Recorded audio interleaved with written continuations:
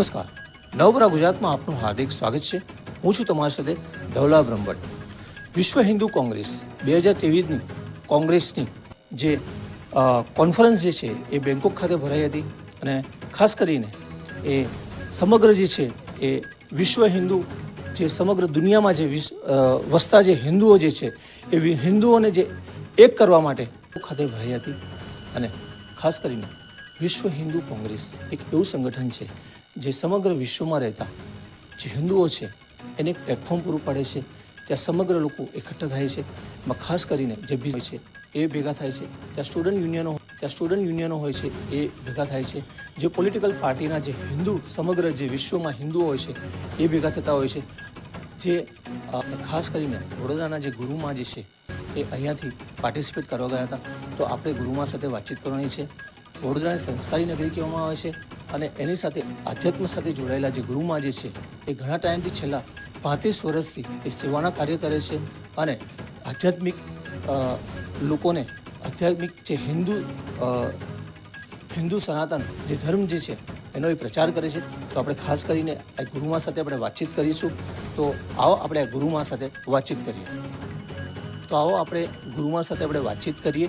જેમને 2023માં જે બેંકોક ખાતે એમને ઇન્વિટેશન મળ્યું હતું અને જે હિન્દુ ધર્મના પ્રચાર માટે એ ત્યાં ગયા હતા. આધ્યાત્મિક ધર્મને છેલ્લા 35 વર્ષથી એમનું ઇન્વોલ્વમેન્ટ છે. તો આપણે એમની સાથે વાતચીત કરીએ. ગુરુમાં સ્વાગત છે તમારું. આપકા સ્વાગત है गुरुमा. गुरुमा आप बैंकॉक कॉन्फ्रेंस अटेंड करने का आपका कैसा रहा एक्सपीरियंस? ये तो बहुत ही बढ़िया था. 24 नवंबर से 26 नवंबर तक मैं उधर थी. 3 दिन के लिए 2023 का वर्ल्ड हिंदू कॉन्फ्रेंस में था ये. तो उसमें जो बहुत ज़्यादा मुझे मज़ा आया, जो जिसमें मुझे मिलने का मौका मिला अपना हिंदू समाज के संस्कृति और कल्चर को एक दूसरे से मॉडर्न वे से कैसे अप्लाई किया जाए, उस प्लेटफॉर्म पे मुझे मिलके बहुत खुशी मिली. वहाँ पे गुरुमा कई देशों से आए होंगे. तो कितने देशों से आए होंगे, कौन से क्षेत्र से आए होंगे, कौन से धर्म के आए जो धर्म अलग अलग जो दुनिया में से आए होंगे, तो उनके साथ आपकी कैसी बात रही, कैसी वहाँ पे चर्चा करते अपने धर्म को आगे बढ़ाने के लिए कैसे वहाँ पे होता है? वहाँ 60 देशों के लोग आए थे, जहाँ पे सब हमारे प्रोफेशनल भी थे, सारे टॉप के, और सारे साधु संत महात्मा भी थे, और सबका अलग अलग तरीके से हिंदू समाज को संगठन में कैसे लाया जाए. जहाँ पे अभी थोड़ा बिछुड़ रहा है सब, उसके ऊपर ज़्यादा डिस्कस हो रहा था. अलग अलग कमरों में अलग अलग जगह पे हमने उनका अटेंड करा. और उनका मेन मकसद यही था कि हिंदू समाज को इकट्ठे लाना है, इकट्ठा करना है. और उसके ऊपर सारा अलग अलग कंट्री के लोग मिल रहे थे, जिनसे मिलकर बहुत खुशी हुई. कोई 2,500 लोग होंगे सारे. जब हम खाने के टेबल पे भी मिलते थे तो सब डिस्कस होता था. अलग अलग लोगों से मिले, रोज़ के कोई 100-200 से तो मिलना होता ही था हमारा. और सब ही ऐसे लग रहा था कि हम एक हैं. उस समय मिलके सब ऐसा लग रहा था कि बस ऐसा ही हो जाए, स्वर्ग लग रहा था हमें मिलके, और बहुत अच्छा लगा. और वर्ल्ड हिंदू कॉन्फ्रेंस के जो ऑर्गेनाइज़र थे, उस लेवल पे उन्होंने जो ऑर्गेनाइज़ किया हुआ था, मैं तो एक्सप्लेन भी नहीं कर सकती कि कितना बढ़िया था उन लोगों ने करा हुआ. बहुत अच्छा रहा. गुरुमा, आप भारत की संस्कृति को बनाए रखने के लिए क्या क्या प्रयास करते हैं? इसमें हमारा वेद पुराण ग्रंथ सारे जो हैं उनमें, और हवन यज्ञ योग प्राणायाम, ये सारा कुछ मिलाकर हम ट्राई कर रहे हैं कि अपने संस्कारों को, बच्चों के लिए खासकर, इन सभी संस्कारों को हम दोबारा से उनको ला सकें और जागृत कर सकें. ये हमारा मेन मिशन है. गुरुमा, सनातन धर्म को मजबूत बनाने के लिए क्या योगदान होना चाहिए? वही मैंने बोला, जो सोशल मीडिया पे अभी सारे लोग हैं, इसमें उसका दुरुपयोग ना करके सदुपयोग करें तो बहुत अच्छा होगा. और हम सब ने इकट्ठे होके इस खासकर नारी का जो मेन खेल है, सारा नारी शक्ति है, नारायणी है. और ये हमारे इंडिया में ऐसे माना जाता है, GOD गॉड, जो जनरेटर ऑपरेटर डिस्ट्रॉयर, ये औरत है, घर की लक्ष्मी है. उस नारी को ही मोर मजबूत और संगठन करने का भी हमारा बहुत बड़ा योगदान चल रहा है. रुमा, आपने बड़ौदा सिटी को रिप्रेजेंटिंग किया है, आपको कैसा लग रहा है?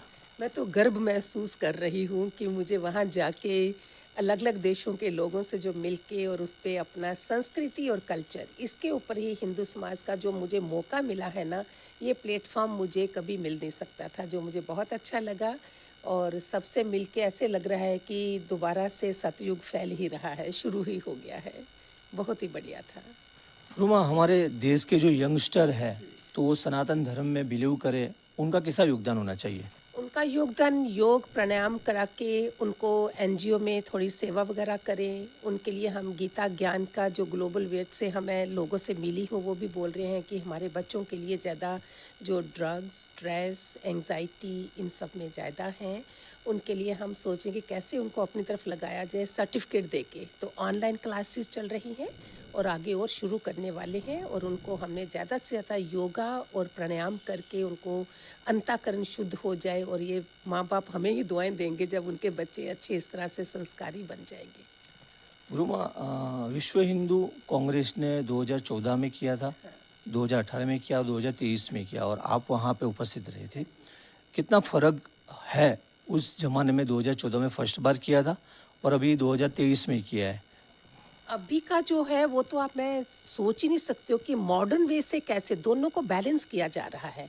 जैसे कलयुग और सतयुग है अभी, तो अभी उसमें बैलेंस होगा तो तभी हम उसमें आगे बढ़ सकेंगे। एक तरफ से कलयुग का पीक होगा, एक तरफ से सतयुग ही होगा। तो वर्ल्ड हिंदू कॉन्फ्रेंस से क्या लग रहा है कि सतयुग की शुरुआत हो रही है और उसमें जितने भी ऑर्गेनाइज़र थे और जितने पार्टिसिपेंट थे, उन सबसे मिलके आपको ऐसे लग रहा था कोई स्वर्ग हो ही गया है, बन ही गया है जैसे। और उसके लिए बहुत बड़ा योगदान दिख रहा था मुझे सब लोगों का। अ, अंतिम क्वेश्चन गुरुमा, कि अगर आपको हमारी चैनल से कुछ संदेश देना है, तो हमारे धर्म के लिए आप क्या संदेश देना चाहते हो? संदेश ये होगा कि पहले हमें अपना धरती पे आने का पर्पस लोगों को नहीं पता है कि हमारा पर्पस क्या है। हमारा पर्पस है कि जानना, सच को जानना है। उसमें 24 घंटे हैं, 24 घंटे में 21,600 श्वास हैं हमारे जो रोज़ चलते हैं।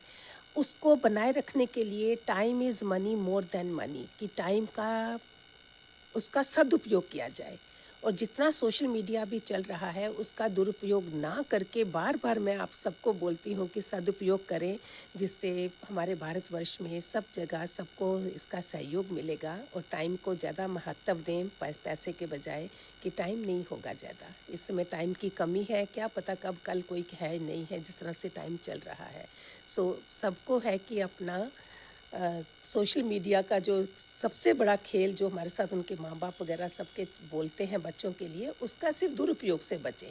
बाकी सदुपयोग करें तो बहुत बढ़िया है ये। बस ये संदेश है सबके लिए। हमारा धर्म की जो महिलाएं हैं, उनके लिए खास क्या मैसेज देना चाहते हो? महिलाओं के लिए यही कि तुम घर की लक्ष्मी हो, नारी नारायणी है, शक्ति है और बस वो जुट जाए इसमें संगठन में। और जनरेटर ऑपरेटर डिस्ट्रॉय मैंने बोला है कि वो सुबह-सुबह उठती है तो औरत ही घर को जनरेट करती है। वो ब्रह्मा का टाइम होता है, दोपहर को ऑपरेट करती है तो वो विष्णु का होता है और शाम को वही सारे कर्टन वगैरह बंद करके वो डिस्ट्रॉय करती है तो महेश है। ब्रह्मा, विष्णु, महेश के बराबर औरत को माना गया है और मैं यही दुआ भी देती हूँ कि सब औरतें अगर एक बार इकट्ठी हो जाएँ, मजबूत हो जाएँ तो देखो भारतवर्ष कैसा स्वर्ण भूमि लगेगा, सोने की चिड़िया दोबारा बन जाएगा। गुरुमा, गीता का ज्ञान, तो गीता का ज्ञान के आप हमारा जो देखने वाले जो है चैनल के, उनको आप कुछ बताइए। गीता हमारा आपने सुना होगा, शिकागो में जब फर्स्ट मीटिंग में विवेकानंद जी ने दिया था तो गीता का ही प्रचार किया था।